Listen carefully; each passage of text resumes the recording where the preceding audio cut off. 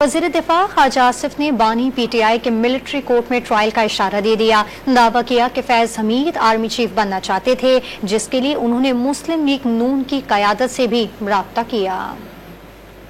वज़ीर दिफा ख्वाजा आसिफ ने दावा किया है कि बानी PTI के खिलाफ शवाहिद मिलिट्री ट्रायल की तरफ जा रहे हैं। दिन ब दिन ये चीज वाज़ेह होती जा रही है कि उनका ट्रायल वहाँ पर होगा। एक इंटरव्यू में वज़ीर दिफा का कहना था कि मिलिट्री कोर्ट में पहले भी ट्रायल होते रहे हैं, आइंदा भी होते रहेंगे। मिलिट्री कवानीन के तहत लोगों का ट्रायल किया जा सकता है। बानी PTI से मुतालिक तहकीकात सीग़ाए राज में है। ख्वाजा आसिफ ने सवाल किया कि बानी PTI ने फौजी अहदाफ पर मुजाहिरे क्यों कराए। जिस शहर में मुजाहिरा हुआ फौज को टारगेट किया गया। ये बुनियादी चीज बताती है कि अंदर से कुछ अफराद उनको हिदायत दे रहे थे। इन मुजाहिरों से मुतालिक लाजमी तौर पर बानी PTI की हिदायत थी। इख्तिदार खोने का जो अफसोस बानी PTI को था वो फैज हमीद को भी था। फैज हमीद आर्मी चीफ बनना चाहते थे, लिस्ट में उनका नाम था। इस सिलसिले में उन्होंने मुस्लिम लीग नून की क़यादत से भी राब्ता किया। उन्होंने यकीन दहानी कराई कि आर्मी चीफ बनाने की हिमायत करेंगे तो वो वफादारी के साथ उनका साथ निभाएंगे। उन्होंने इस सिलसिले में कुछ जमानतें भी दी।